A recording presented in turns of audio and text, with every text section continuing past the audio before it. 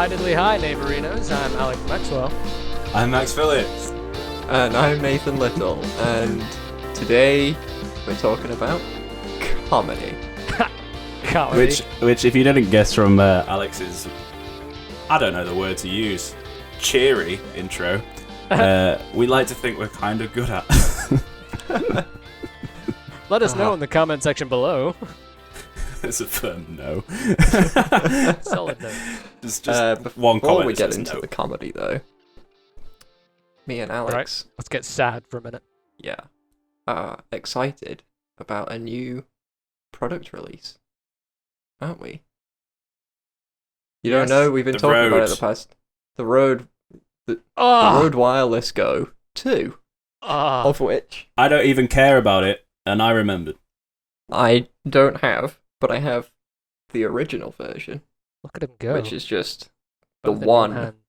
transmitter and receiver.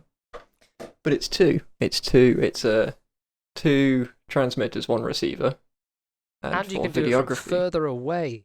Oh, can you? Yeah, it's gone from a 70-meter distance limit to 200. Wow. Wow. Yeah. I don't even know why you'd film 70 meters away, let alone 200. If you're Wide a ass. pervert, maybe. It's the widest ass shot. Yeah, but you've got to get them to wear it. Like, hey, wear this, and I'll just go all the way over there. All the way over there. You were a very, I'm gonna- very socially aware pervert that made sure I'm you just got gonna go- permission first. I I'm need gonna good go audio. Point, Yeah. 0.5, no, 0.2 kilometers away, Yeah. and just watch, but mostly listen. So yeah, that's why we're getting the Rode, yeah. Rode Wireless Go 2. No, I think it's. I mean, obviously, we like to think that we're creatives. Don't know why I did that in that way. However, you've got to pay the bills as well. You've got to do like commercial shooting, weddings. I quite like doing the weddings because I am a hopeless romantic. And it's just gonna make it so much easier. Like I'm thinking of getting like a white lavalier mic to go with it, because with the groom, easy enough, you kind of just clip it under that. There's But always a pocket. that you can yeah, make. exactly. And then you just lash the receiver on your camera straight in to the audio input, and then you've got both of them like doing the vows or whatever. And that's just gonna be so much easier. Like, oh, so excited. So excited. I mean, I've really enjoyed using the original, the single, just because it's so easy to. Hey, you just clip it on. Sometimes I don't even use like a lavalier mic. I just use because it's got a built-in microphone, which is perfectly good. It Yeah, sounds I've heard it really is good. solid. And I'll just stick that on someone, and it's so easy just to take it off, put it on someone else. I'd actually used it last year when I had the one videography job that I had, You had one job, Nathan. and I did it really well. Literally. But it was in a school, and obviously Oh, no. teachers aren't going to be very good at speaking on camera, especially when there's a microphone pointed at them. Yeah. So I just put it on. They were speaking at like a desk, and I just put it on the desk, around about near where they were, and they just thought it was like, I don't know, like a looks like a little battery or something. It's There not you really. were, 70 meters away. Yeah, spying on them through the window. Legally required. But I couldn't go any further back, so I No, need the second you one would've been- now. But now, 200 you meters away. yeah. Perfect. Incredible. So yeah, Yeah. there we well, go. We're excited about I'm very excited about that. So we get into some comedy. Into some laughs, yeah? We can get into Yeah. some laughs, Yeah. because I mean, I definitely couldn't talk about tech for like an hour. It's it's couldn't. not our dynamic. It's I'm very much in fact we're going to be talking about like films and comedies and stuff like that, which is where I will go into full on gobshite mode and won't shut up about it because I love that side of it. But you guys are proper techies, and I'm just not. I mean, I am with like guitars, but that's about it. But I think before we get into it, I think what would be interesting, with our massive listening base, it could be interesting to ask anyone watching if there's anything that you want us to kind of look at or talk about. do let us know. I don't know. Comment section's below. This is YouTube. The Yeah. comment section below. Well done, Grandad. They move it around. We're on the can't keep up. YouTubes. I'm on the internet. But no, like, you know, we've been kind of just decided we've been rolling with what we were thinking at the time, and just kind of make it off as we go. But it'd be cool to kind of hear from people, I think. Maybe should have discussed this as a group prior. No, but I think it could be interesting to see like movies or directors or just things about film media that people would be interested to hear about. We might, Yeah, I we mean, might we do don't it. have, we don't We have might like, ignore it. we don't have like super in-depth knowledge, but I would say that it's interesting probably to see from a perspective. Excuse me? Yeah, I was From- wait, what the fuck did you just say? Did you just reference Pitch Perfect? Yeah, I did. Look You at know, Nathan. Nathan's just like, I'm in out. in that moment where I was upset about Nathan saying I wasn't filmically knowledgeable enough, I referenced I Pitch didn't Perfect. I didn't mean about films. I meant about film making. No, yeah, of Wow. course. About, Yeah. yeah, we've Max is studied. an We've each studied encyclopedia of it. film. Yes. Yeah. Yeah. The other word is loser. You can You know, he use knows that them one as all. well. Pitch Perfect 1, Pitch Perfect 2 and 3. That's Pitch it. Perfect That's 4, which they made exclusively for me. It's I was gonna true. say, I didn't think there was a 4. Private viewing. Yeah. After I hated 3 so much that they just thought, we'll try and bring him round. We'll make him a special one. It was directed by David Fincher. And none of the blood was real. See here where it's a 1970s skyline in Pitch Perfect. The early days. Written by Aaron Sorkin. Sounds Every like a great sing- film. Why can't I see it? It's the one where Pitch it's Perfect. set in a courtroom. But they're also always walking. And singing. always walking. And it stars Christopher Walken. The main character is Christopher Walken, played by John Mulaney. We brought it back. We brought it back, and he Sick reprises Rebel Wilson's role, but they don't address it. I'm Fat Amy. That was my best go at John Mulaney being Christopher Walken. Yeah. This is what 15 minutes in. We're already immediately off track. Welcome to the show.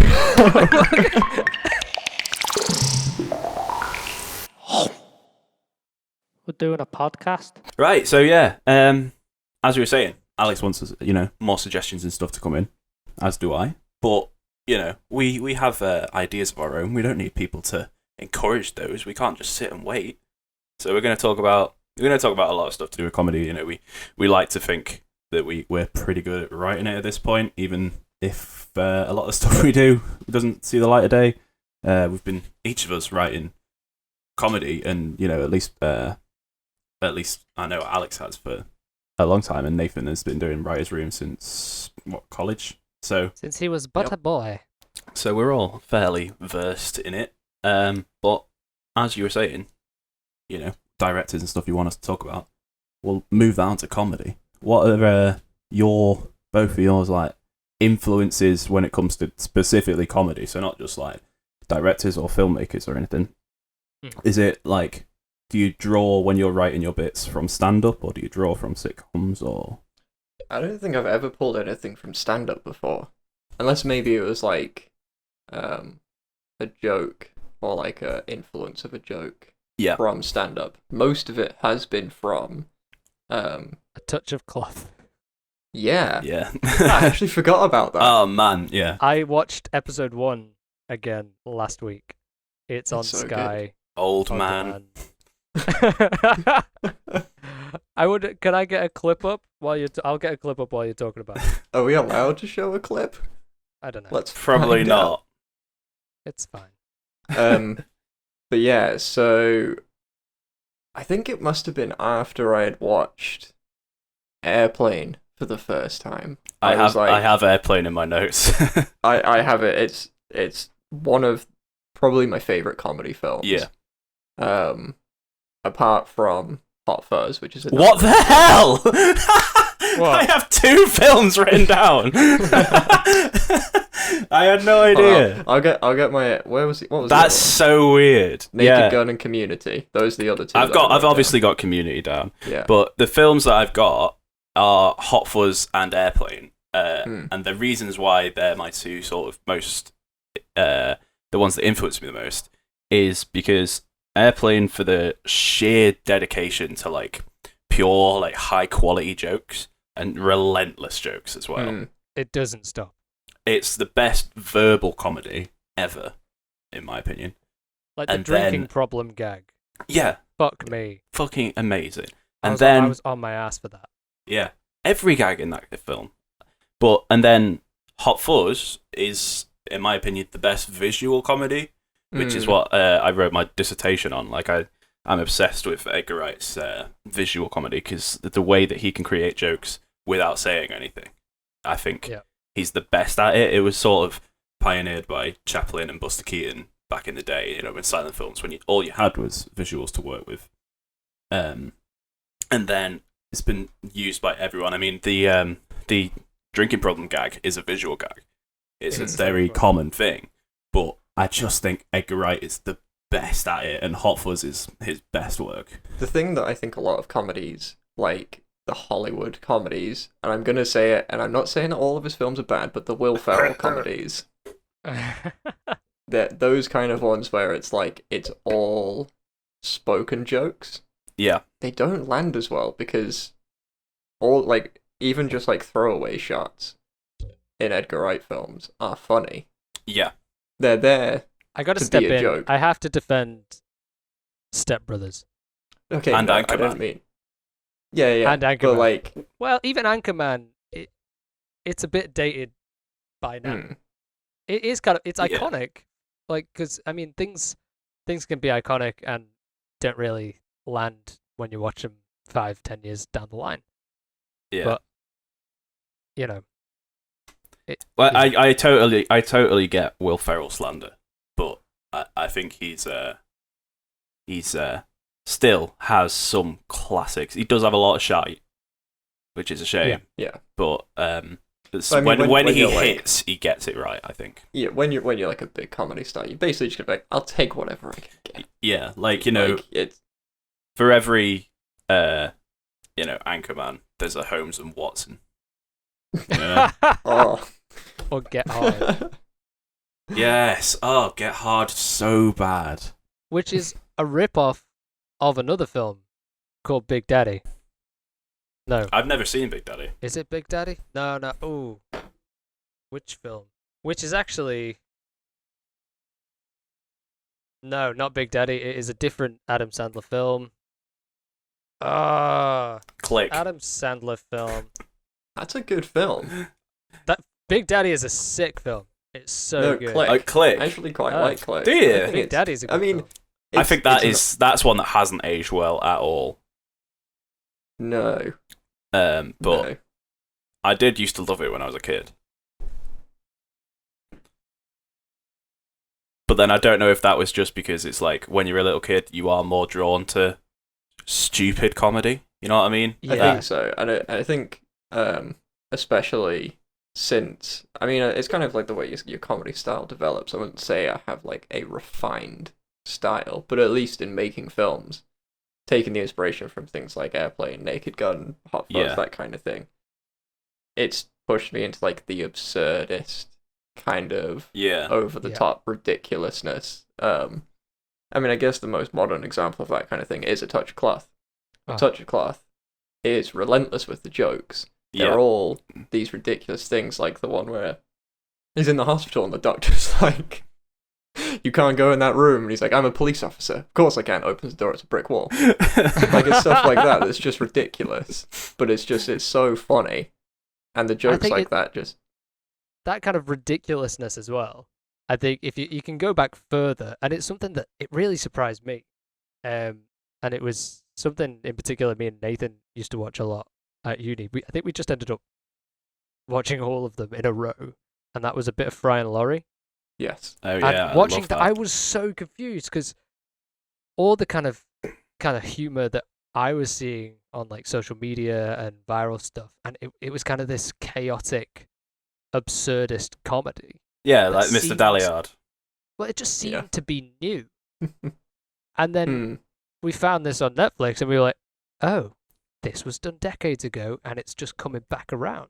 Absolutely. You can see that it weaves itself in to modern culture without you even noticing it. What a show that's before its time. Like because I'm as much as I'm the same. Yeah, as much as I'm the same. I like absurdist and I like niche and weird comedy. I also like, if you draw him back to, if I was put on a desert island, I'd be hard pressed to pick one comedy. I mean, I'd probably pick Community, but I'd be hard pressed to turn down Blackadder. I'm very much like some of the classics are classics for a reason, and Blackadder is traditionally very funny. Rowan Atkinson is clearly the funniest part of that, and that's sort of what I always thought of Stephen Fry as, that kind of that kind of thing. So when I first watched Fry, and Hugh Laurie as well, just playing the that sort of Blackadder thing he does, and then when I watched Fry and Laurie for the first time, I was like, this is not what I expected at all. Like, that could be made today, that kind of content. That it's almost like Gus Johnson, like, in a way. Yeah. I like some of the best bits in that. Like, the sketches are great. I mean, the Control one confused the shit out of us at the time, and it's just like these MI5 agents. I had watched a few episodes during lockdown, and I came across that one, and I was like, "This is so funny," and I don't know why. I don't know why I'm laughing. It has this no is right ridiculous. to be. No, it's not. It was the Vox Pops. The Vox Pops were just so out of context, like random sentences that you'd just be pissing yourself. But I think I'm pretty sure from what I've read, all of those were made up. It was just on the spot. They just went out on the street, and it was just like, say something funny, way. Like as if it was the middle of an interview. Just say something like ridiculous. That's and I mad. think it's kind of that thing where you can't really write comedy unless you are good at making jokes. Like, if you're not really that funny, you can't just sit down and be like, right, let's crack out the formula. Where's my punchline? Because it just doesn't really work. You kind of need to have that. One, the understanding of the jokes in the first place, which is like, obviously we've watched a lot of comedy, so we take a lot of inspiration from those. But I would say, as the three of us, we're pretty funny people. What kind of delve into the psychology of it? I know it's been touched on by a number of comedians. I know Jimmy Carr addressed it because a lot of his stuff is shock factor. You see it in Frankie Boyle. Bo Burnham addressed it as well, and it was kind of, it's subverting expectation, it's shock, and then it's understanding, as Bo Burnham put it, the animalistic kind of reaction to the unexpected, that there's no danger. It's like someone jumping out at you and it scares the shit out of you, but then you start laughing. Yeah. It's like, oh, that's not where I thought that was going. Ha. You hit him with the rock hard misdirection. Exactly. And gotcha. Got. But that's kind of the core of comedy, and I know I'm not speaking from like an expert's position. I would never claim to be an expert on comedy, but you have your kind of... Yeah, of course, yeah. Your comedy where it's like, hey, this happened to me the other day, and it's like relatable, and you're like, haha, me too. Well, it's like set up. This really happened. It's kind of like... Cool. But it's like it's like a classic joke is set up, punchline.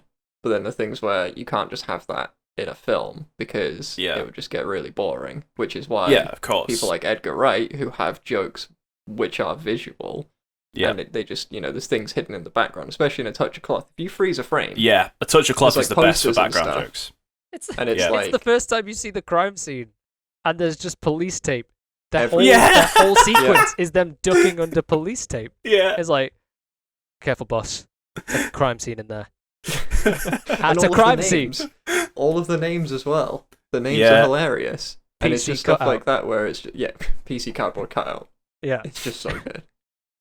It's so stupid. I feel like we can't Charlie talk about Brooker it is without showing it. No, Yeah, Charlie Brooker's a big influence. I've been trying to for me. find a couple of things from Dutch Claws, but it's actually quite difficult to find on YouTube.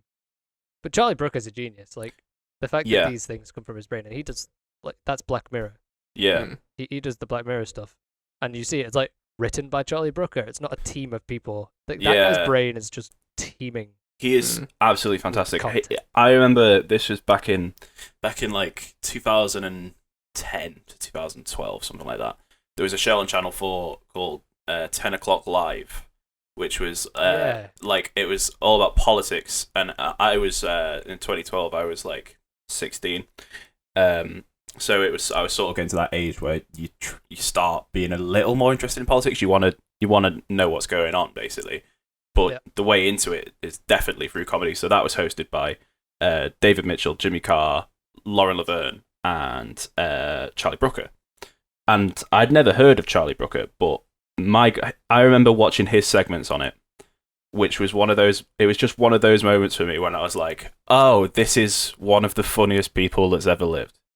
Yeah. And then he went on and started. I mean, he may have done them before, but then I discovered through that like his weekly wipe and his yearly wipe. And then A Touch of Cloth, and then Black Mirror. Black Mirror is the last Charlie Brooker thing I ever came to. But my God, like what a writer, and so switched on. That's what I like about it. It's like David Mitchell as well. Switched on. What's interesting to me is kind of seeing these comedy geniuses, and then kind of later in their career, or just like in their career, coming out with like quite hard hitting stuff. Like Black Mirror is it is that dark reflection of the society we live in. But that's also comedy. You could also, well, that's what I was going to say. You could almost say that kind of, because comedy is almost like because you're not making fun. I think it's the thing that people confuse comedy with. You're not making fun of the thing. You're making fun of the ridiculousness of the thing. And I'm not saying that means you can start making like, racist jokes and whatever, because no. But when you're making fun of the situation of something, like people like Frankie Boyle and Jimmy Carr do, for that shock factor, it's not that they're making fun of that, let's say like a tragic situation or something. They're making fun of the ridiculousness of it. And if you kind of dissect the jokes, they're not being intentionally offensive. Yeah. Ricky Gervais has one that he got in trouble for, which was the trans. Yeah. Which he, for starters, I don't think. I really like Ricky Gervais. I think he is really funny. He annoys me a lot though, because I think that he thinks he's edgier than he is. Whenever he does stuff, he goes like, "I don't care. It's like, you do care. You don't have to pretend and act all edgy. Like, I don't care that I've upset you. Yeah, you do. Shut up. But he did a joke about Caitlyn Jenner. Which he does dead name her, which is pretty shitty. And that he sort of defends two jokes in his special, and that one I don't really get behind the defense of it, because it's like, what's the point in defending a joke that's not even very good? But one of his jokes that he tells is very funny, and he says it's when he's doing his Golden Globes one. And he says she did so much for trans rights and people around the globe, didn't do a lot for women's drivers. That is exactly the case of what you're talking about, because it sounds like it's an attack on women or on trans people, but it's not. It's an attack on sexist values that we hold, and sort of twisting it around to follow the trans narrative, which is clever. Versus it's the subject context matters of the joke, and you have to be able to separate them. Yeah, and I mean, kind of not taking it back, kind of following on from the Charlie Brooker thing of comedy and just being that reflection of life. It's the same with Key and Peele. Yeah, I was going to say. Key and Peele do the same thing. Like, they're not telling racist jokes, but they have jokes about race. Mm-hmm. They hold up that reflection to white people, to black people, Asian people. Like, they cover the whole spectrum. But then you look at the work that Jordan Peele's gone on to do with Get Out, Get Out. Mm-hmm. And he's telling that same story. Yeah. He's portraying the exact same point that he's been doing through the comedy for years, and he's just shifted media. Yeah. And it's just it's seeing that these people who it's like, this is the funny guy. Yeah. They have a point to make. Yeah, you know? and he's damn good at it as well. My God, he's Us is great as well. Us was really good. I haven't seen that yet. I've not good. Seen It's it not. yet. It's not as good as Get Out. Get Out was one of them that you're like, what? When you watch it, like that is so good, and funny as well. Like in one of those ways that I think is quite rare when you can laugh, but you're not laughing your ass off, and you can just find something funny when it's not necessarily supposed to be a comedy, which I quite liked that he kept that in it. One of my favorite comedy films, and I rewatched it again recently, is The Fundamentals of Caring. Yeah. I associate that film with Your Old House. Yeah, at uni. Yeah. Honestly. But the thing, it's a weird one, because it isn't joke after joke after joke. It's actually quite a heartfelt film. It feels very genuine. But it's just funny as it goes. It is situational comedy. In a situation you're not very likely to find yourself in. But you can still kind of watch these two people, and don't get me wrong, there are some just on your ass laughing jokes. Like, it's Paul Rudd playing a carer of a teenager with muscular dystrophy, and the teenager, like any teenager, seeing a very attractive lady on TV is like, if I had a night with her, she wouldn't be able to walk afterwards. And Paul Rudd's response is like, why? Because you'd give her muscular dystrophy.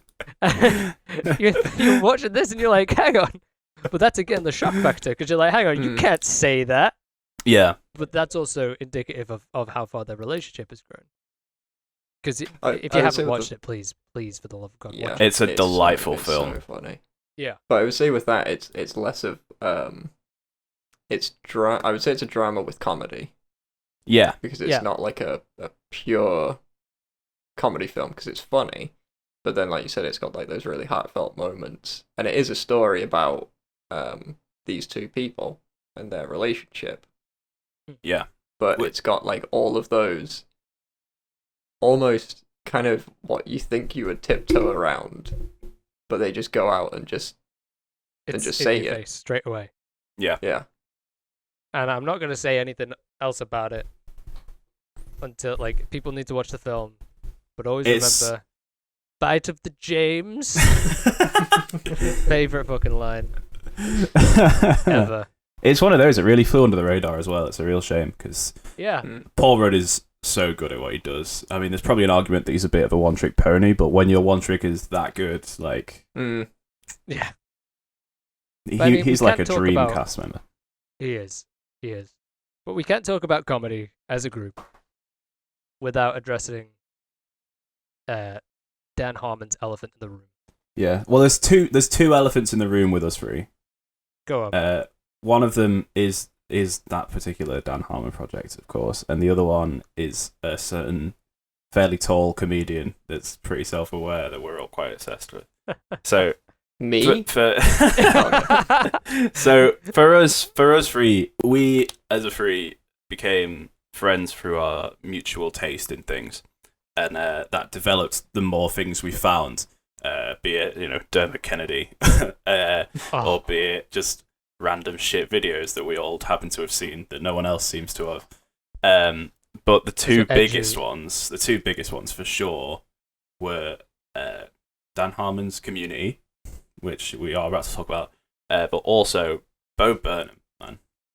Like, I remember when we were at university and he dropped Make Happy, I remember watching it going, first of all, this is very funny, but my first thought was, I can't wait to talk to Alex about this. I've watched that, I think now 15 times.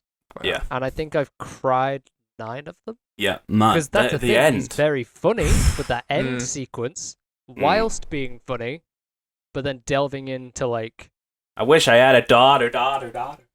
Yeah, that whole bit is so funny, but by the end of it, he's kind of transitioned from comedy into like this deep dive into self-awareness that you just can't help but relate to. Yeah. But it's also and then brings it back. It's funny at the same time, because he's also making fun of what Kanye West does, but Yeah. also taking it to be a very serious point about his own mental health. Yeah. It's And incredible. then even after that very serious point, he keeps it on track with comedy by going, and now you're thinking, how are you going to get out of this weird fucking hole? He goes, what is it? You want me to be funny and like self-aware at the same time? Nah. Batman. And just with that one word, you're back, Yeah. and he's got you again. Well, that and... yeah, Again, if you haven't watched it, please watch it.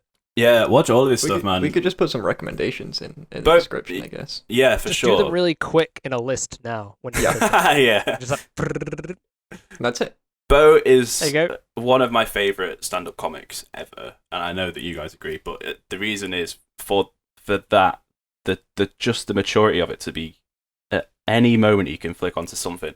So he does a lot of musical comedy, which, as much as I love his stand-up stuff as well, some of my most cherished memories are us driving around in your car, doing what I can say not many people will do. When they drive around singing to songs and singing to just Bo Burnham songs. Yeah. But those are like just some of the best times. And even though we all know the songs off by heart because we know the show off by heart so well, we're still laughing our arse off at them, which is so rare for someone to be that funny. He's one of like two people I absolutely adore, but never want to meet. Oh, what? Just don't meet your heroes type of thing? Bo Burnham and Donald Glover. People What? I just don't want to meet him. Is that because... just wanted a side picture. I was going to say. You can't disappoint a picture. Butterflies in the sky. I can go twice as high. But I mean, I heard like a negative story of someone meeting Bo Burnham. I was like, I don't want that to happen to me. I think it was up at the Fringe Festival.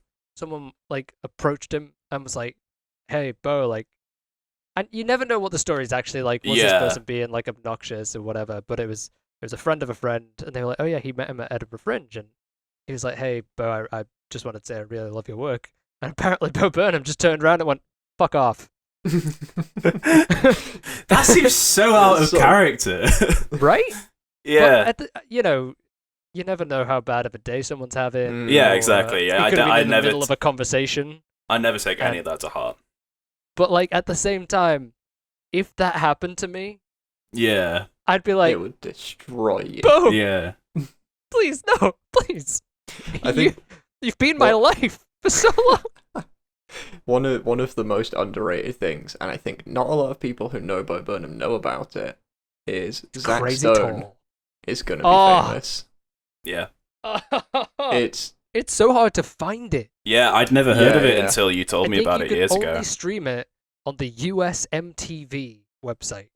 I Or think. you can do it through less than legal means, which we don't recommend. And if you do, which again we don't recommend, it flips it horizontally. Yeah. Oh yeah. It- All the words are the wrong way. mm. That's no, that was kind of his transition between, because he was he started off on YouTube. Yeah, And- it's Boyo and stuff like that. Yeah, and like that, I mean, that stuff is still funny. Mm. It's different. He's obviously refined his humor over the Yeah, years. he's a kid, you know. Yeah, he was like 17, if that. And he said he was making them for his brother who'd just gone off to college, and it was just something funny to do, and they went crazy. And then it was kind of that whirlwind thing of like, hey, this kid's famous on YouTube. Let's give him a record deal for comedy songs and give him a Comedy Central stand-up thing, but kind of dictate his whole vibe. And Yeah. he addresses that. And he has a comedy special called What? And he made that out of his own pocket. And he did put it on Netflix, but he also put it on his YouTube channel completely for free. Yeah. Because his whole thing was, I don't want anyone to have any creative control of my work. Yeah. And then I want it to be accessible to everyone. The thing that I and love I thought about that was that as really well is that it gave him his style also did this, but it gave him a very particular audience. So Oh, yeah. I know that none of my friends at home, who we all have, I mean, now I have friends at home who like Bo Burnham, but back when I was at school and stuff, and in college, no one I knew Bo Burnham. No one listened to him. No one watched anything he'd done, and it felt like it was just my thing, even though he was very clearly popular enough to have, a stand-up special. I wasn't like one of those kids. It's like he's just mine, But it felt like it was like, and then when you meet someone who like going and meeting people at uni, like it was so weird that in our friendship group, me, you, and Callum were all obsessed with Bo Burnham, and then you were like, hey, my housemate is also really interested. In fact, housemates plural. Then going and hanging out with people and being able to talk about like my favorite comedian was so like influential to my comedy style in a way, because even when we're talking now, we're always going, someone will make a joke and one of us will go, comedy, Comedy. Well, I mean, my girlfriend takes the piss out of me. She says that I'm not original, which is true. And I find that I'm a personality sponge. Yeah. And I like to think I have my own personality for a start, but like if I'm watching Bo Burnham over and over, like I could spend a night just watching each of his specials back to back. Yeah. Then by the next day, I'm accidentally talking like him. Yeah, you definitely like, do that. I can't help it. And, you are such a Bo Burnham sponge. Oh, if I watch it, it's like my mum's Irish, and if she's ever on I don't hear it because obviously I've grown up with her. Yeah. If I hear someone else who's Irish, I'm like, an Irish person, but I don't hear it with my mum. And she's my very Scottish. Irish, though. Well, my stepdad's Scottish. Yeah. But he doesn't sound Scottish at all. No, if yeah. either of them talk to their family, that accent just comes back like that. Yeah. And it's really bizarre. But it's almost like that. It's like if you're on the phone to a family member with an accent, you end up coming off that phone call with the accent that you have. If I watch Bo Burnham for an hour, I come out of that like I'm Bo Burnham. Which he would hate. Yeah, he would hate that. He'd be like, you're such a disingenuous little fucking cunt. It's not Bill Burr. He's not. True. Yeah, he's Burr. No. I'm like that with quite a lot of stand-up though. I not necessarily with everything, but I take little things. So like we were saying with the comedy thing, like with Bo Burnham, I would do that. One of my favorite stand-ups in America is called Tom Segura. If you've heard of Tom Segura, he's one of those LA comics. He's sort of part of the very much part of the LA scene of like Joe Rogan, Bert Kreischer type thing, which I like them. They're very good at podcasting, and he's the Machine, by the way. You guys know the Machine joke. Oh. The Machine. Yeah, so their comedy isn't really for me. I love Bert Kreischer on podcasts and stuff, and Joe Rogan I do like, even if he says a lot of shit that I'm like, what? But Tom Segura is part of that group, but he's the fucking funniest guy, and I don't know what it is that makes me laugh about him so much, but he does stuff all the time that I take from, because I have a very sort of sarcastic response to comedy. Like that's what my sort of tendencies are. So like I do it all the time. I realize I'm doing it, and after I've said something, so I'll say something, and he'll like tell a story, and he'll go, "Isn't that insane to you?" Like that, and I do that all the time. Like, isn't that insane? Like I do that all the time. I do it with just like yeah. Man, I'm lucky that I only do it with white comedians, because it would be dangerous if I started doing that with like Dave Chappelle's stuff. Just throwing out Eddie Murphy lines, just like no, Max. Do you guys like Dave Chappelle? Actually, the only thing I've seen watched some of his sketch stuff. I've only seen him on that David Letterman interview on Netflix. I haven't seen anything else of his. Yeah, that was good. I've only seen stuff from the Chappelle Show. And lots. The Chappelle Show is great. The sketch where he's like the milkman. Yeah. We can't say. Yeah. No, we're not allowed to say that. But that is so funny. That is so funny, and it's such a Chappelle. He also has one where he's oh my god, I can't remember his name of the character, but he plays a leader of the KKK, but it's Dave Chappelle who is a black guy playing it, and he's blind and he doesn't realize that he's a black guy. That's the whole joke of it. It's so good. But and that's a younger Dave Chappelle. So that was him back in early 2000s, and the Chappelle Show was like the biggest thing. That's again like we were talking before about Key and Peele. Yeah, it's the same kind of underlying thing. And what Nathan was saying before, of it's not jokes about the thing, it's jokes about the preconceptions. Yeah, and the already kind of deep-rooted biases. And that's why it's funny. And like Jordan Peele, Chappelle's style as he got older, he hasn't done serious stuff apart from he did a during one of his stand-up things. It was during COVID, but he does a lot of these COVID-safe shows.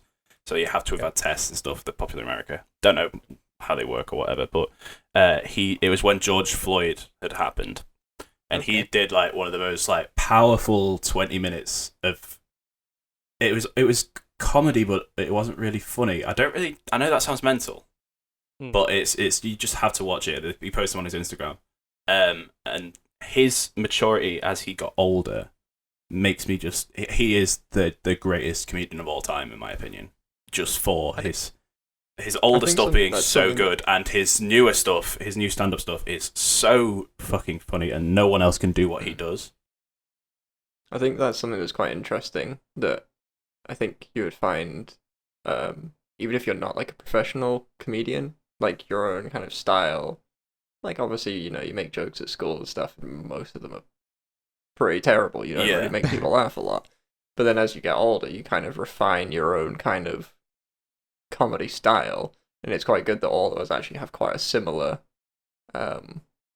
interest. We all have branches out, that like of different stuff that we like, but then as I was saying at the heart of it, it's the same. That applies to us. Like we've matured. We have had projects that we've thankfully never pursued.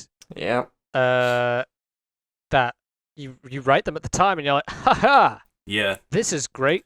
And Amazon will pick this up. It's a mix of things, isn't it? Because you're first of all you're a kid, and we're as a species constantly evolving in the way we understand things and the way that we understand people and the way that's the thing. Like a lot of older people don't seem to be very accepting of trans people at all. I mean, they've slightly moved on from LGB. In fact, I'm just going to stop there at LGB because that's where they sort of draw the line. Their line. But there's just this huge discourse around them, and it confuses me more than anything because I feel like that people get so upset they can't make jokes about stuff now.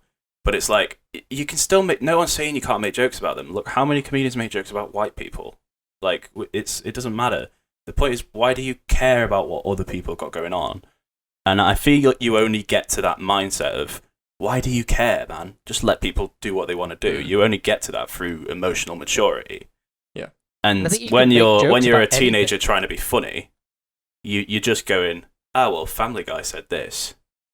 So yeah, I think that the problem that it doesn't just apply to young people. It's a lot of people, and it kind of comes back to the thing you were saying about it's almost like the whole like PC culture gone mad kind of thing. But it's like it's not that you can't say these things. You have to have a reason. Yeah. That isn't being offensive. It's not just you being a bit of a dick. You actually like the reason that people can say jokes that they get away with is because there is actually meaning behind them that isn't just making fun of that group of people. Yeah. It's actually bringing to light a very serious issue through comedy. There are some comedians that do just make fun of people. Oh yeah. Yeah. Like Frankie absolutely. Boyle. Frankie Boyle. Well, no, I don't think so. I think honestly, if you go back Harvey to Frankie Price. Boyle, he does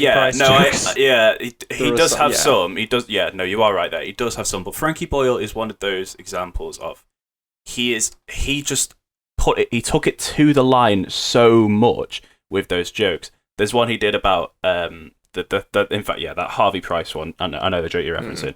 That is probably his one that's over the line. Because that is just a direct attack on him. That's there's no excuse for that joke. But I think even he would admit that now. But other than that, most of his jokes, like his ones that are like, when you back in the day when you'd watch Frankie Boyle most offensive jokes compilations, like his he did one on Mock the Week that is like scenes you wouldn't expect to see in a superhero movie, and it's, what's that? Is it a bird? Is it a plane? Whatever it is, it's heading straight towards the World Trade Center.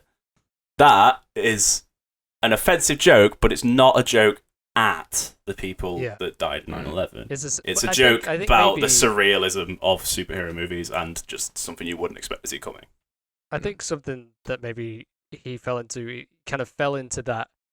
I think, like, we all know, if you've ever watched any sort of documentary that he's been a part of, or like just conversations with him, like, as is with a lot of comedians, is that a character?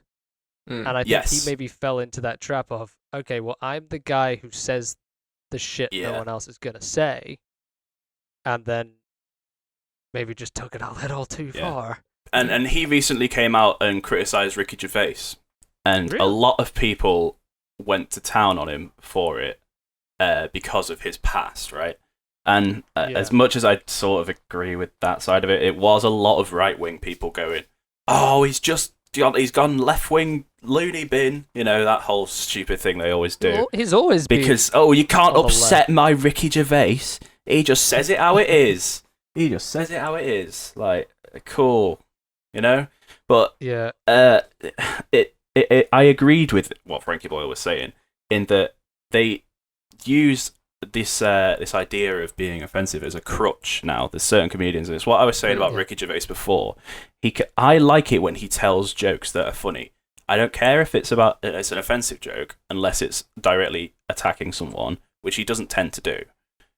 I don't mind that, but it's when he's going, I don't care. Like, oh. Well, he has like a 10-minute bit about all of like, I can't remember what it was. It's whenever he's attacking like religion. He does a bit for like 10 minutes where he talks about every animal that goes onto the ark. For 10 minutes, and it's kind of something we were saying about in one of the other episodes where like Lost in Our Family Guy World does like that thing where the joke just goes on for too long. But that really isn't funny. It's just too long, and I think I don't like him now because I feel like he thinks he's so good he could just do anything on stage. Yeah. He has that picture of him. You look at Afterlife, and that is some of the most genuine feeling. I don't like it, you know. Really? I will say there's a blooper reel from season 2 is my favourite blooper reel of all time. Oh my god, yeah. Is that in the pub? Yeah, so fucking funny. It makes me piss myself with laughter every time. AIDS! I mean, all you've said there is it's AIDS. I know. That was going to be like a list. It's in context, that's the funniest. It's the funniest one. And oh no, there's a bunch of them. Michael Parkin Bum. They would do the nicknames for the guy. And it was like, it was clearly just ad-libbing. Yeah. It just said AIDS. Yeah. Sorry, but that's really funny. But I don't love Afterlife, and I think it's because it has this Ricky Gervais syndrome about it.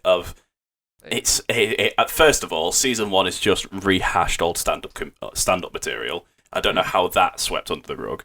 All of season 1's jokes are just his old stand-up stuff, which is really lazy writing. And second of all, he has this thing that he does all the time. That's like, oh, dogs are better than people, and it's like, yeah, that was a joke we were all making in 2012, you know. And then he went and made a series about it. Yeah, it's not true though. I don't know. I love dogs, but it's not. I will defend the show. I love the show. It made me cry every time, but also piss myself laughing. I don't hate it. I just don't like it. That's also funny. It is funny. The problem is like he is just like I don't want to go into like a Ricky Gervais where we're just like. I was just thinking that. but it's like if you look back at something like Extras, which is really funny, and then you compare it to like I haven't seen Afterlife. I didn't really like the look of it because, like you said, I was like, I've seen this before. I've seen his stand-up. I've seen the show. I'm not going to watch it because the trailer was just all of the jokes, and I was like, I've heard all of this. Yeah. But Extras is just like another level. That scene with Daniel Radcliffe and the condom. So good. So good. And The Office, man. The Office. Like, it's Ricky Gervais. He is so love good. The UK version. I think it is great. I mean, you'll be surprised when you've heard the jokes that I tell. I'm very that much, but I do prefer the US. I'm very passionate about the US Office, even the later seasons, which aren't good. You know, as soon as Michael leaves, it really falls off. Whoa, spoilers! What? It's almost like it's a new show. As soon as Michael leaves, I'm not even addressing that because if you haven't seen it, it's The Office. You know. I just had to jim the camera. Sorry. Give me a second. Oh wow.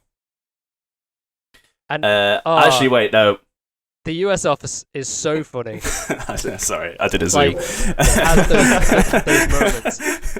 Iconic scene, Asian Jim. Asian Jim's great, That is just so good. And it was kind of just dancing around that whole thing of like, but Jim's not Asian.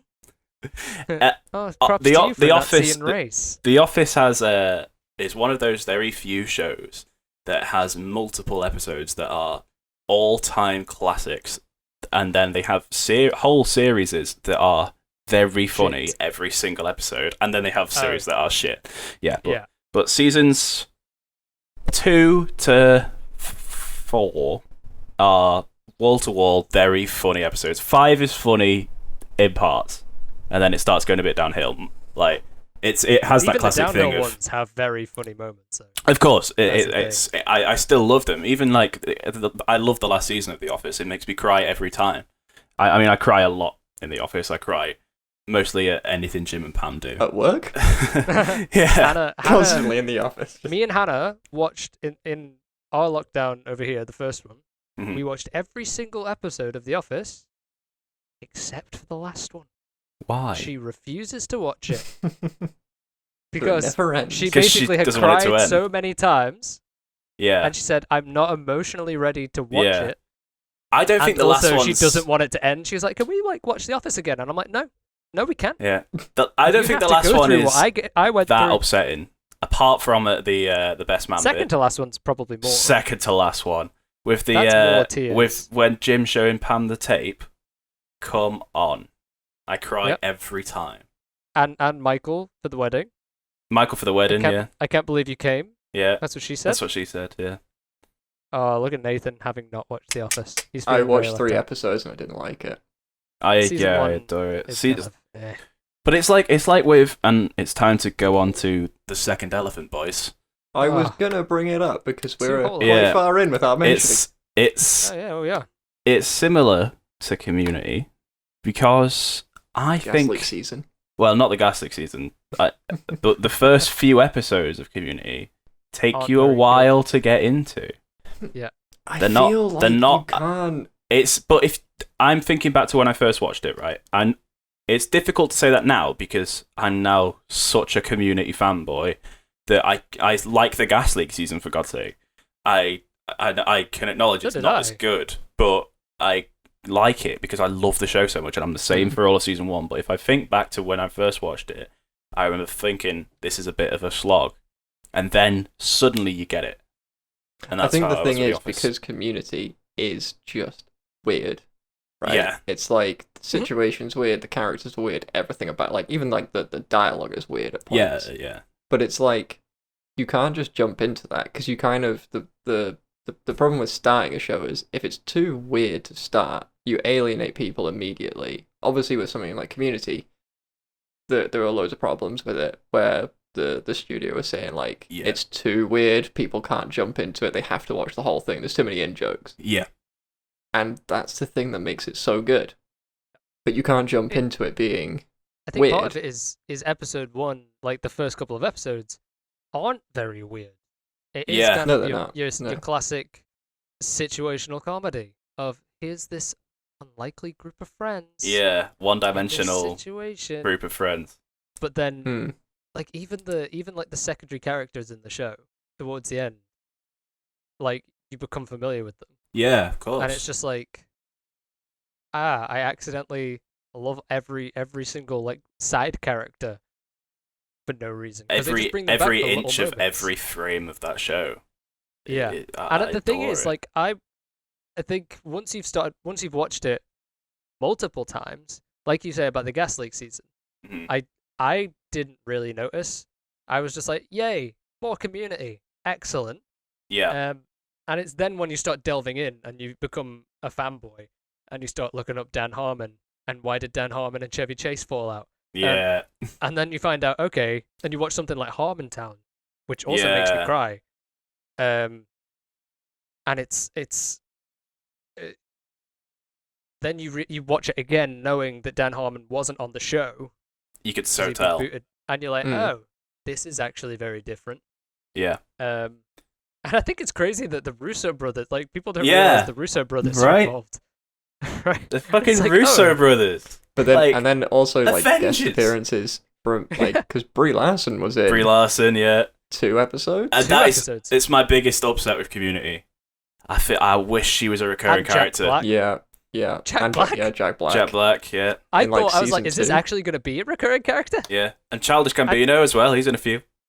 Oh yeah. Fuck you. Fuck you. I hate that so much. I think in the Jack Black episode, that was quite a star-studded cast because, like, at the very end, like, Owen Wilson is there. It's like, hey, wow, do you want to join our group? And it's like, sorry, guys, you were the backup group. I'll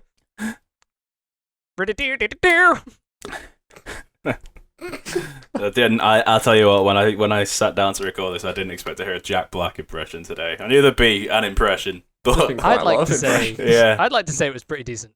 Yeah. That's my more Jack Black. Andy from The Office. No, that's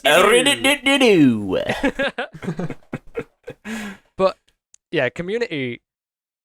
I've started watching it again. Me too. Yeah, as you know, because we message on our group chat about it all the time. I don't care if we're allowed to. I'm gonna screen share this, and if we get flagged, then we're just not gonna make any money. It's fair use, Sony. It is fair use. This is pretty fair. Is it? Well, I think it is. We're not making any money off of this through advertising. Is it what I think it is? I don't know. It's not what I thought it was going to be. Oh, yes, it is. Sorry. You can yell at me all you want. I've seen enough movies to know that popping the back of a raft makes it go faster. And what's interesting as well, joke of all time. What's interesting as well, he started on YouTube as well. Yeah.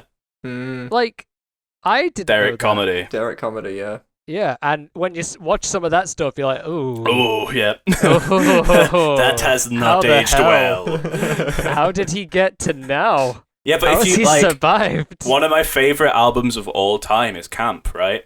And when you listen to some of that back, you're like, oh, you're a bit fast and loose with using the F slur there, Donald. Yeah. But I still love that album.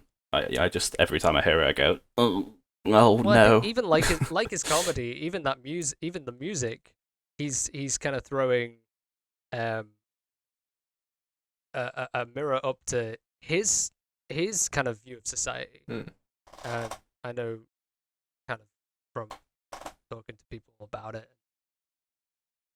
hearing other viewpoints, kind of masculinity as a black male is something that is, I mean, I'm obviously not talking from a position to know anything about it. I'm talking from other what you've learned, viewpoints that they've spoke about with me.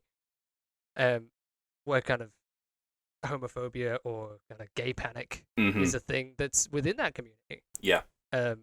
Like I say, I do not speak for that community, but it's even within that music realm where he is playing a character. And he drops that character many times, and as well, surrounding him, he's always had kind of like, is he gay? Is he not? Yeah.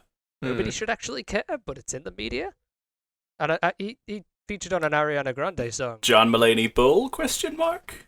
Well, the thing is though, like, he features on an Ariana Grande track, and what was interesting about that is he's obviously taken these rumors about himself, and he said, you know what? Let's fucking go with it. Why not? Yeah. And the lyric is, yes, I'm a G from the A, and they ask why. And I was listening to that, and I was like, Donald? What are you doing? Yeah, then, he's... he's actually a very private guy. I didn't know he was married with 2 kids. Yeah. Didn't know he had any kids. He's one of those once-in-a-generational talents. I'm so excited to see what happens for him. I mean, I he's gonna be big for obviously- sure. comedy. Fuck you. No, but like like we were talking about Charlie Brooker and Key and Peele. Yeah. And obviously Donald Glover's still relatively young. Hmm. He's Yeah. like in his early 30s, I think. Yeah. And Charlie Brooker and Jordan Peele, like, they're further along and they've had that time and opportunity to do these things. Like, Donald Glover is a genius. And Well, he's already at that emotional maturity. That's the crazy thing. Well, Like, even if it's anything he's done, if it's Atlanta, which is so good and so it's similar to Black Mirror in a way that it's so mature and funny, even though it's not a comedy. And then obviously This Is America as well. Like, what a talent that he's become, and that comes through maturity that he learned through his comedy. There's a lot of similarities between him and Bo Burnham in the fact that they are both songwriters, actors, film producers, because he made 8th grade. Donald Glover did.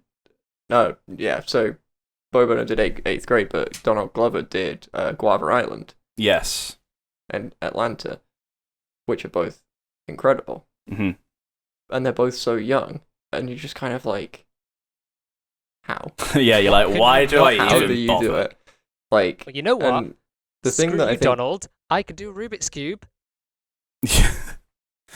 cool. Right. That was from what can they do? I bet they can. I bet they can both do.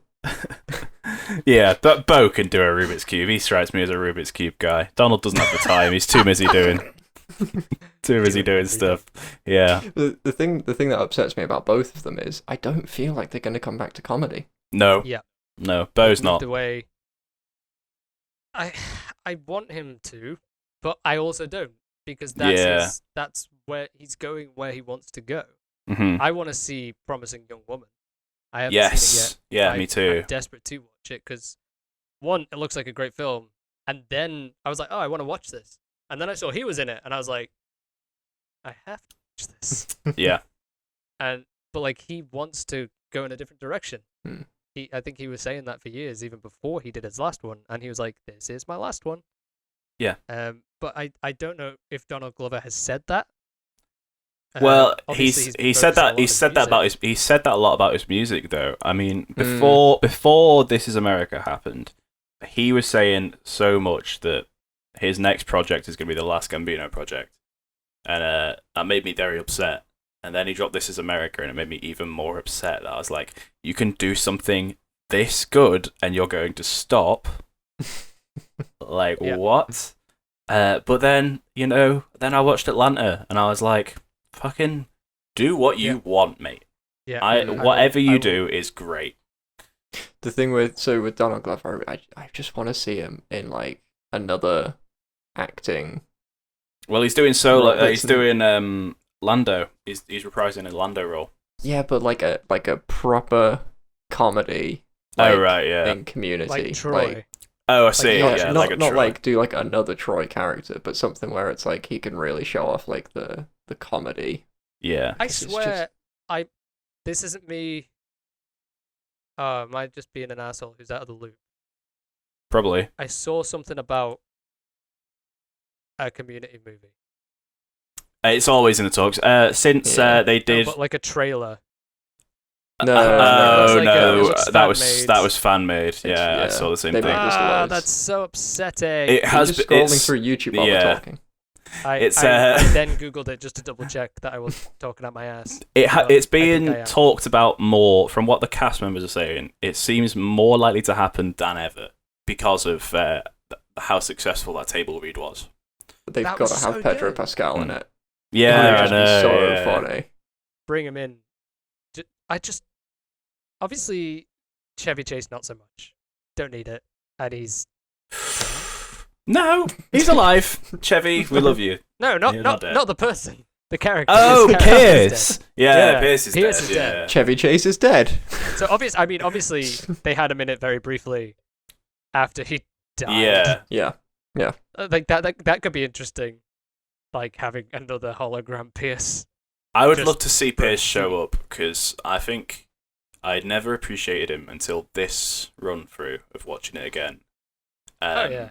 And It'd be funny if he was just in the background. Yeah. Like, not even in it. Just like, everyone knows Pierce is dead, but like, he's just in the background.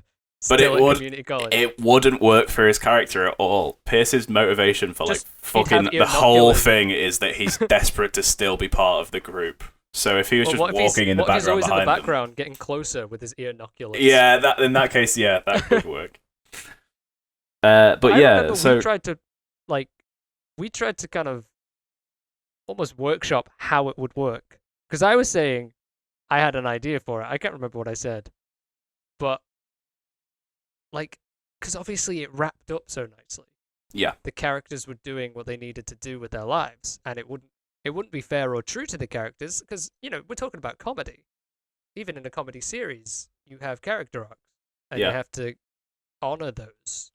To an extent. I mean, they kind of shit all over Britta for a character arc. So yeah, like, you have to say it's true to the characters because they've all gone off and like Arbed's off to make films and he's gonna work for the FBI, I think. yeah, And I mean, even Community's guilty of it.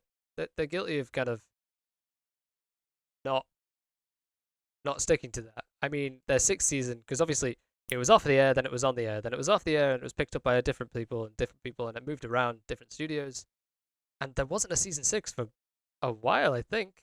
And then Yahoo was like, yeah, we'll have it Yahoo! just to wrap it up, because there's been like this gag throughout the whole thing. 6 seasons in a movie. yeah. And they had 5 destroyed seasons. Yahoo Screen. It Yeah, they doesn't did, exist yeah. anymore. Wow. Why? They put loads of money into Community, and then no one paid for it. Sorry. It was a stupid but- move, though. Yeah, absolutely. I But mean, at not the for same us, because we time- got to set another season. Yeah, We got another season, and it was pretty funny. Hmm. it's a good season. I agree. But what they Yahoo obviously gave them 2 F-bombs that Yeah, they were allowed to use, which is it often happens like with a studio. They say you can have X amount of swear words in it, and they waited till like the last episode, which isn't The the last strongest scene? episode. Yeah, one of the last scenes, second to last scene, because they go back to the table. Yeah. And they drop these 2 F-bombs in conversation. I think the dean says, yeah, but Arbed's always been a little fucked up. And yeah, they haven't said fuck for 6 seasons. yeah. That character is not the characters to say it. No, for sure. No. If for anything, it would be sure. Chang. Yeah. If it was gonna be anyone, it would be Chang. And it would And, just be screaming the I- word fuck. Or John Oliver's character. Yeah. Oh, fuck. Yeah. That wasn't an impression. I was Like, gonna say that was an American. No. The one English character Oh, on the show fuck. you did an American impression. But like, there would be very few characters who would say it Yeah. based on what we've seen for many years and 6 seasons, and they gave it to the wrong people. And Yeah. they just shouldn't have used it anyway. And it was meant to be funny, and for me, that joke just did not land. I was like, that was disappointing to end Yeah. it off. So But I mean, I guess like you don't really know. I guess it like because when you're in like the writers' room, it's kind of like this will be funny. Because I guess maybe like that whole last scene is almost like the unraveling of the group. I guess so. I Yeah. guess you could be like, well, they're out of character. It makes sense. Whatever. I guess you can come along that way. But like, you can write things down that are funny that don't work Yeah. on screen. we sure have. Well, We've very done it have. plenty of times. I mean, we wrote an entire short film. It's a short film about around a single joke. Yeah. We had a joke that we found hilarious. We're like, right, let's write something around this because this is really, really funny. The rest of it was funny, but that one joke That fell started short. it Yeah, all. it fell short. Yeah. But Yeah, it that's fell what short I on want too. screen. It's the point. Well, yeah, It's like, well, that was the thing. It was so funny when you told it, Mhm. but on screen, it just it didn't work. The spit gag was yeah. funnier than the joke. I think in reflection, I think it's because the jokes make sense in context, right? So that joke is so David Brent. It's the milk gag, by the way, that we're talking about from Lost in Our World 2, where he's like, everything's different in my world. Full fat screen lid. And that comes from very, and we've had a lot of Ricky Gervais slander on this show, but that comes from David Brent. You know, that's what that joke is. It's very sort of, I don't know the word, like it's sort of like it's weird dry kitchen sink dry. Well, it's like joke a that's just a misdirection. Again, something that's just so, because the thing that makes it so funny, and the reason that we were laughing for so long, not to like explain a joke. Yeah. But it's like, when you take something so mundane, because obviously this guy is an alien, that's the whole point of Lost in World 1 and 2, they're just completely detached from what the world was, so you could, the thing that you can play with in that is, the day-to-day stuff is funny if you put it on a certain spin. So the one in Lost in World 1 is when he walks up to a stop sign and stops in front of it. Yeah. Which also, funnily enough, kind of doesn't work, because it doesn't, like, it's all, like, the camera works all shaky and you can't quite see it. And then the thing with this one is that milk is different. Yeah. And I think it's so banal. But I think the reason it doesn't translate on screen is because if you do it in the way that I just told it, milk's different. Is kind of the way it came across. He was just like, he walked into a shop and was like, oh, the milk's different here. Rather than kind of like setting up this whole thing of like, everything's so different here, and like have like a bit of a spiel beforehand, and then saying, "Oh, it's milk that's the different thing." So that's what I mean. Like on reflection, I think that joke should have come later because it makes sense in the context of it when he's like, "Even a prayer rustles a few feathers," and then he just screams. So that's like such a weird, like extreme difference, right? So all these, and then he's cutting crop circles, doing all sorts of very weird, very out there things. But then, if you, instead of putting that joke at the start about the milk, if you then put it at the end after seeing all these out there weird, extreme things that he does, and the thing that shocks him the most is the milk, that is where the joke would land better. But that's just another one of those that, if we'd have written that in maybe a longer period of time, we'd have come to that realization. But as it was, we wrote it in a weekend, and it didn't translate on screen. As well, it's just the way you develop it. It's just like, the same with anyone that's making things. I would say specifically comedy, because comedy is, I would say, very, very difficult to get right. Like, if you want to make something that's good all the way through, it's very difficult for anyone, even professionals. Like, we keep making jokes about it, like hits and misses. We always write the misses, that kind of thing. But it's true. Yeah. A lot of things are just hit and miss, and you just can't tell until it's on the screen, and you go, well, that doesn't work. Yeah. Then you get sad about it. So I was sort of thinking, now we're sort of touching on this topic of how we're influenced and how that translates to our own work. I know that a lot of the things that we've talked about inspiration-wise is American comedy, which is weird because, if you hadn't guessed by our accents, we're from Belgium. What? I was trying to think classic of misdirection. What? Where's it going? No, we're English and grew up for the most part. Oh man, get out of here with that shit. Yeah, all right. Me and Nathan are English, and Alex is Manx. All right, but he's English. He's basically English. Wow. But get over it. You're not Irish. You don't deserve to be upset about it. They have a right to be upset. You? Yeah, that's fair. Yeah. Okay. But you definitely grew up watching English comedy. You didn't grow up watching Manx comedy, right? So it's not a thing. I'm just interested, right, in all our influences that we've talked about are latter day influences when we sort of got older. But do you think there's an element of the shows that we grew up watching, be it In-Betweeners is sort of the classic one. I don't know if you guys were that kid, but I feel like everyone in our country watched it. Do you think that influenced you in any way when it came to, maybe subconsciously?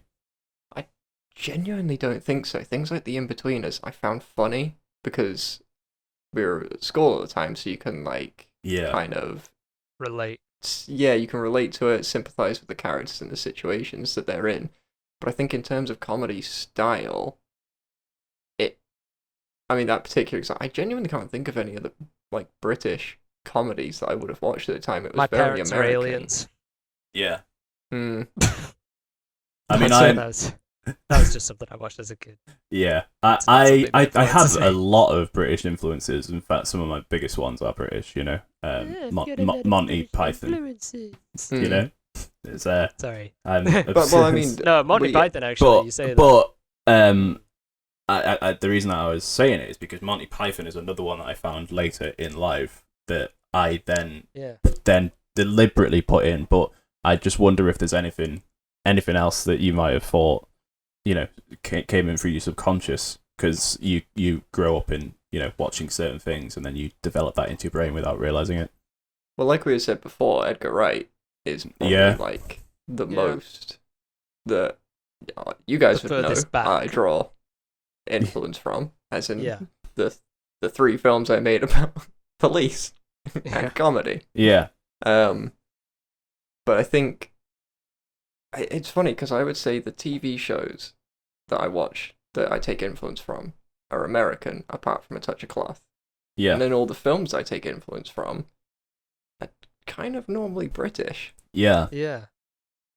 I think going that far back, like you say with like Edgar Wright, that's about as early as it gets. And I think for me anyway, I wasn't paying attention. I was consuming content. I was enjoying it. But you kind of not. But that's sort of what I'm getting at in a way. You know? Of the idea of before you start thinking about comedy and when you just like things that are funny, is that part of our culture that's been, you know, through the TV that we've grown up with? Is that what's made its way into our brains? And the reason that you want to be a comedy writer is because of stuff that's subconscious like that?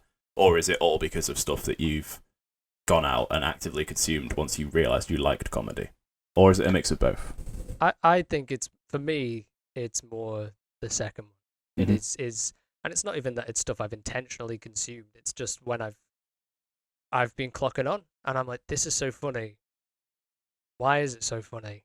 Yeah. Can I reproduce something of a similar caliber? And it's kind of just growing that desire to do it. And you know, some people are naturally funny, but like Nathan said, writing comedy and getting it right is difficult. Yeah. And what works we're 3 mates.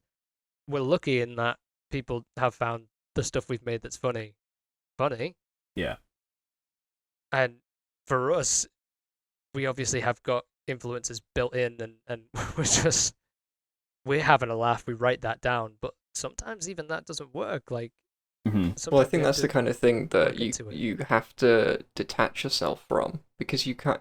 If something's funny between you and your friends, it doesn't mean it's funny to everyone, because obviously the people you're friends with are very similar to you.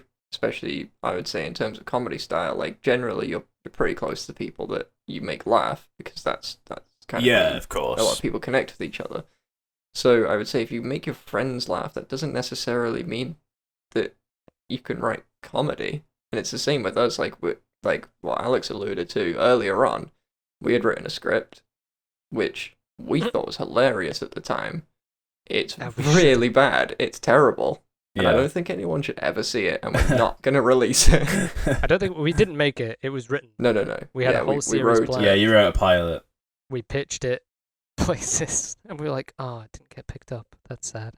Yeah. Why not? But then not? interestingly, and then we read it later, even just a year later. World. Yeah. Mm. But we only reread that project maybe a year later, and we were like, Jesus Christ, that's bad. Yeah. That's actively bad. And I think it's almost like what we're saying about the shock factor kind of stuff, because we were like, if there's just loads of stuff in there that's just tiptoeing around the offensiveness, it's going to be really funny, and it just turns out it's just offensive. It's basically offensive. Yeah. But I think that's part of the without sounding too pretentious, the sort of the journey that you have to go on as not just a comedy writer, but as a writer, to realize, first of all, to have the ability to know when you've written something bad, I think is a good sign that you've grown as a creator. But certainly when it comes to comedy, you know that you're going to be a better comic when you can look at stuff and go, oh, that's bad, and especially if it's something offensive and you can go, that's just offensive. And when you realize that offensive doesn't mean funny, there has to be reasons behind it. That's just I think it's best. grown It's up. the best way to learn. It's having conversations with people outside of your circle as well. Oh it's my like God, with any yeah. filmmaking, you have to tell a story, and your story isn't going to be everyone's story, and you've got to listen to other people's. And kind of when you've done that, like I say, in the space of a year, we recognize that's a terrible script, and it's just it's having those sometimes difficult conversations and addressing things that you've maybe not addressed within yourself, and being shown it, and being lucky enough to have people who will take the time and educate you, and taking the time to educate yourself, because it's nobody's job to teach you how to not be a dick. Yeah, and how much of a pain in the arse is that mentality, by the way, that you see online all the time. Whenever there's a Notes app apology put out by people going like, I need to take the time to learn, I need to talk to the right people. It's like, do it yourself, you lazy bastard. Like, it's no one's job to tell you how to be a good person. If someone tells you you fucked up and you didn't realise, that is where that talking should stop. I mean, if you want to actively learn things, please do go and talk to people, but don't be a racist or something and then just go and talk to another white person who will go, racism is bad, and you go, I get it now. Because it's just disingenuous. Does my head in. And so the next thing we made was something that we were, very, very close to us. A wizard. Yep. Yeah. And we could all relate. We've all been wizards. It's not a gnome. No, not a gnome. Never a gnome. We'll never do a gnome. I refuse to ever do a gnome. Or we do a gnome that just looks so like a wizard. Yeah. People are like, see? We're funny! So, comedy. To sort of end this on a sort of like final topic that I kind of wanted to get into is... Topic? We're an hour and a half in! Yeah, it's a short one. It's a short one. Okay. Is, where do you think, the sort of future of comedy lies, and where do you see yourselves within that circle?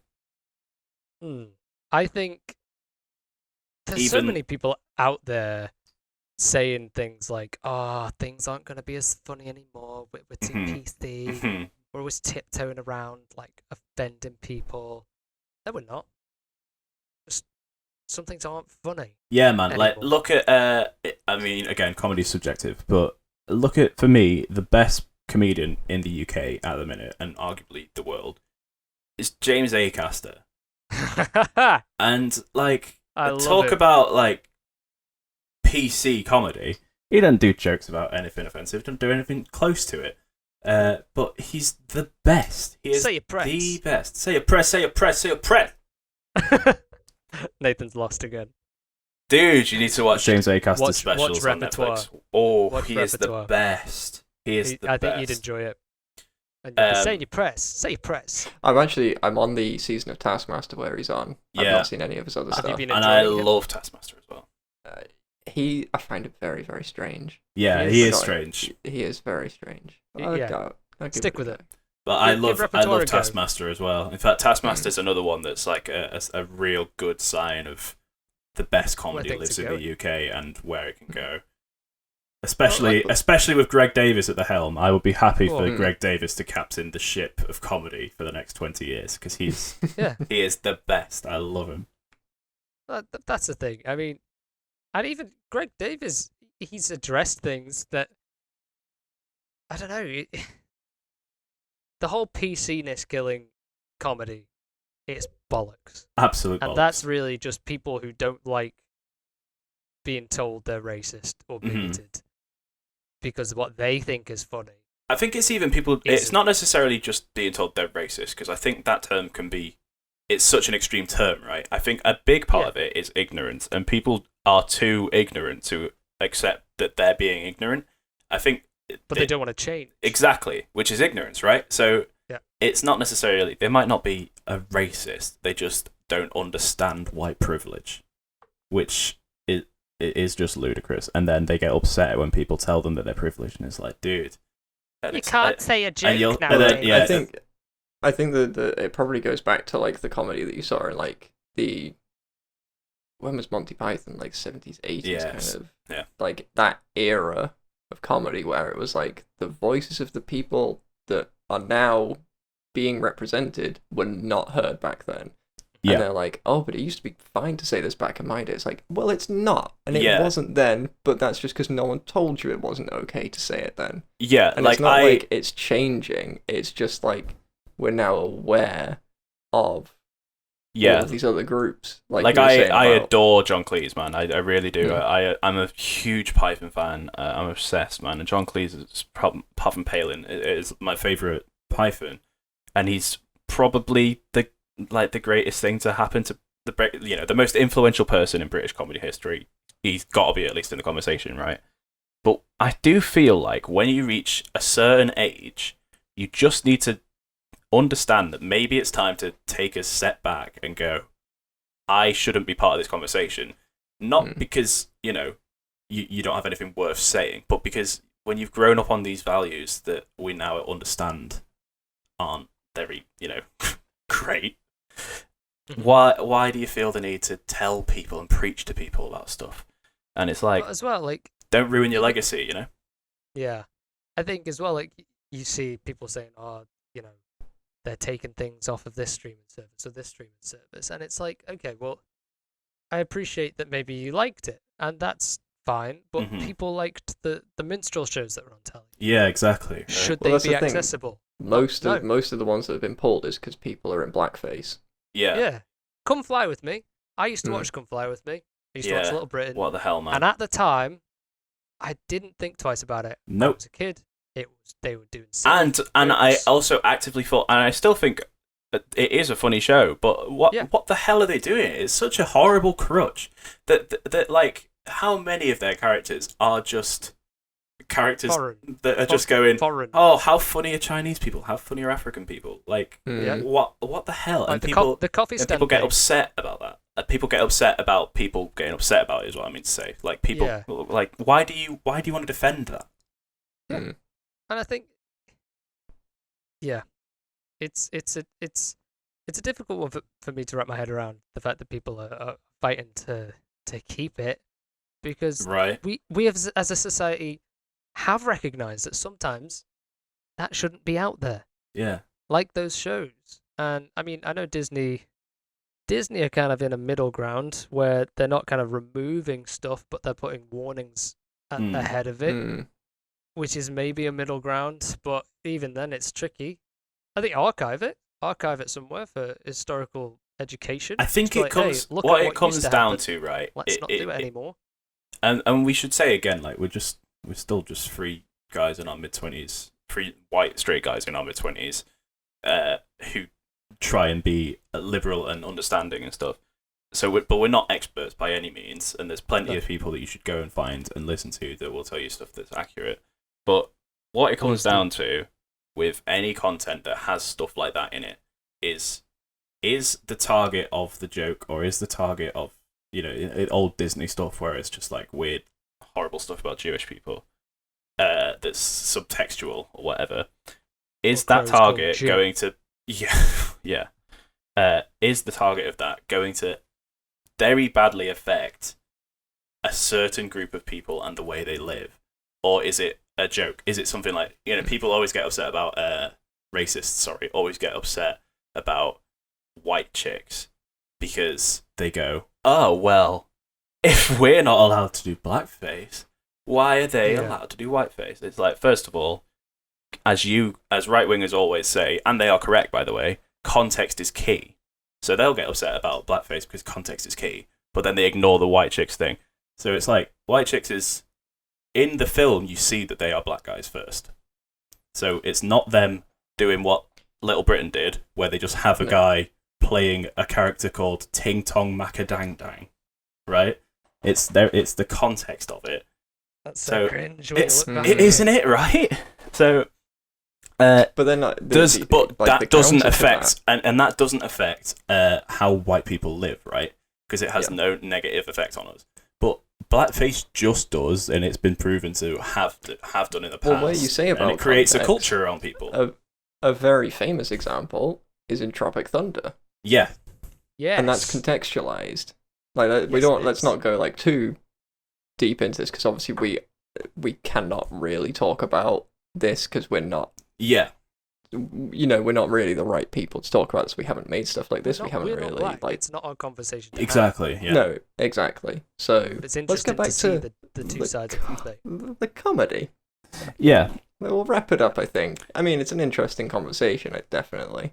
It's a conversation that needs to be had. Like, there's just there's so much talk, as Alex was saying, about what annoys him before.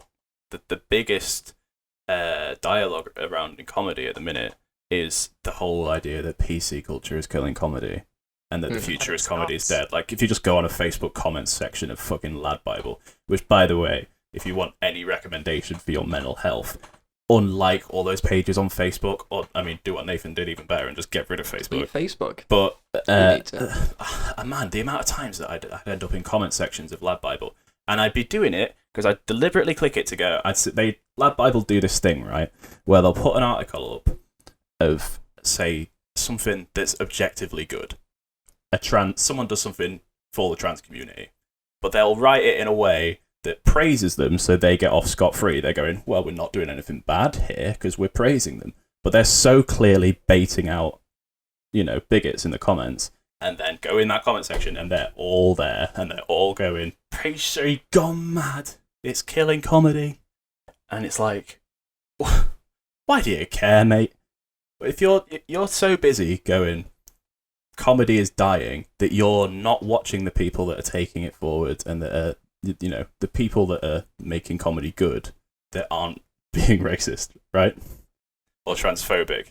Well, it's basically just saying, like, the comedy that I want, which is between me and my mates at the pub, isn't on TV, and they're upset about that. Yeah.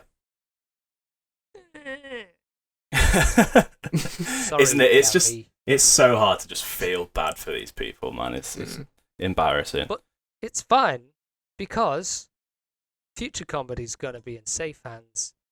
It's with us. Yeah.